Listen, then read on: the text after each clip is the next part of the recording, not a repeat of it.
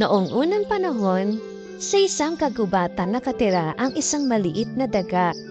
Sa kalapit na kuweba ay may isang malaking oso na ilang buwan nang natutulog at napakalakas humiling.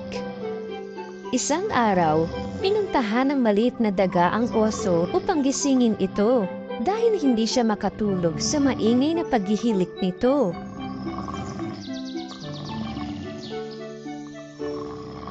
Ginoong oso! Huy, Ginoong oso! Gising! Tag-araw na po, pwede ka nang gumising ngayon.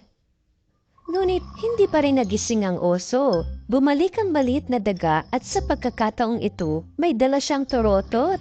Hinipan niya ito ng malakas.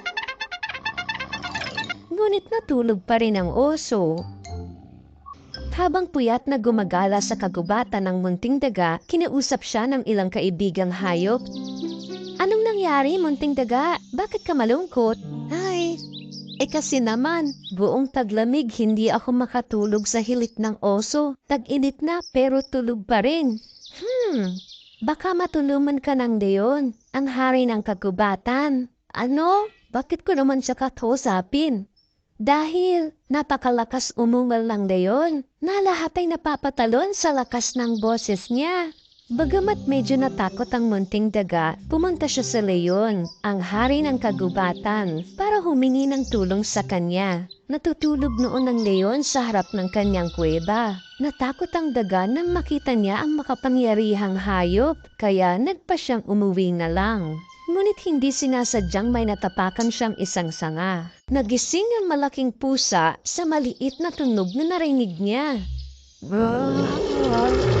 Anong ingay yun? Anong ginagawa mo sa harap ng kuweba ko? Hari ng kagubatan. Pasensya na po sa istorbo kasi, hihingi po sana ako ng tulong. Hindi ka nga sapat para maituring kong merienda, maliit na daga. Bakit naman kita tutulungan?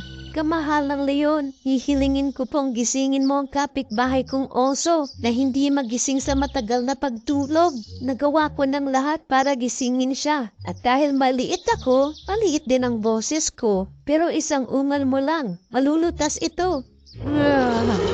Wala akong oras para sa maliit at walang kwentang daga.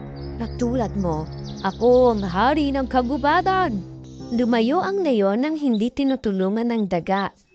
Pumunta siya sa kung saan walang makakakita sa kanya. Sumandal siya sa puno at naggamot na parang baliw.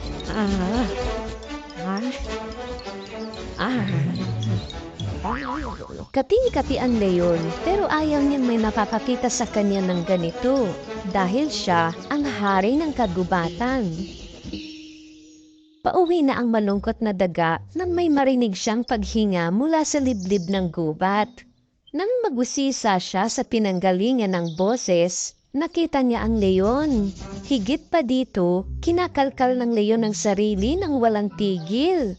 Agad na lumapit ang daga sa leon.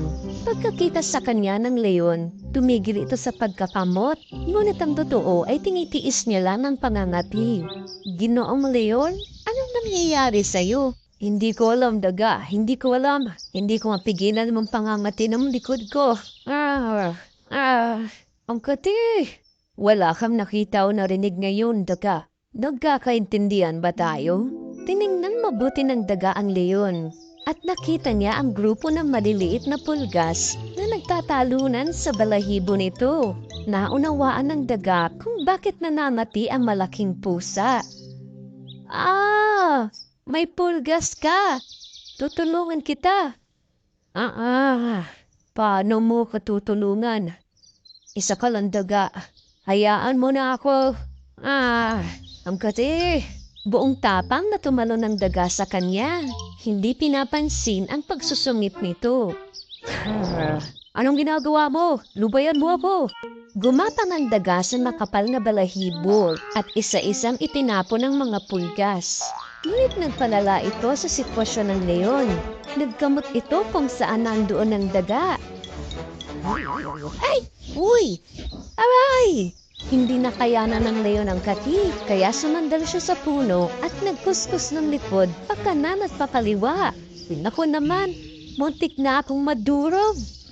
Ah, hindi ko mapigilan. Ang kati kasi, pag kumikilos ka, lalo ko nangangati. Tumakbo ang leon sa malapit na lawa at mabilis na tumalon sa tubig. Muntik nang malunod ang daga na nasa likod niya. Ginoong leon, umahon ka sa tubig. Malulunod ako. Umalis nga ang leon sa lawa, ngunit pag-ahon ay nagpagpag ito. Niyugyug ito ang katawan ng napakalakas at napakabilis na nahirapang maglambitin ng daga sa walang pakialam na leon. Malapit ko na matanggal lahat ng makati, Ginoong leon. Konti na lang sa kaliwa.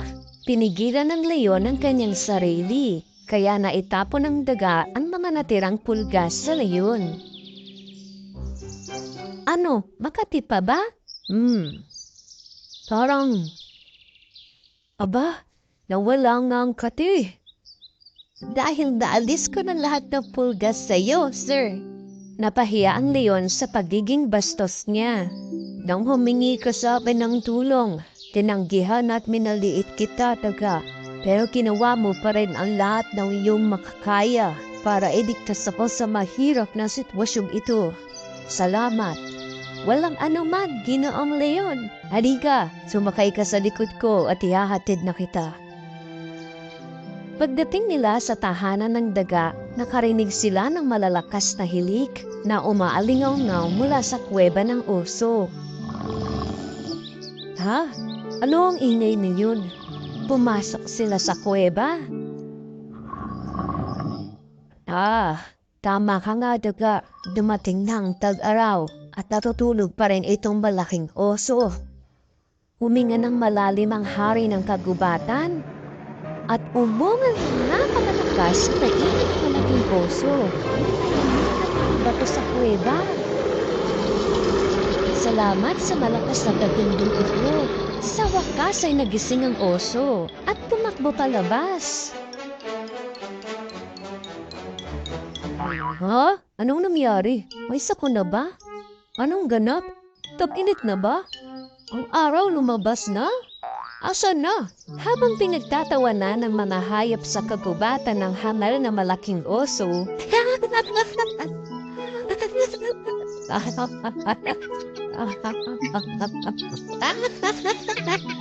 masayang-masaya naman ang munting daga na sa wakas ay tapos na ang paghihilik.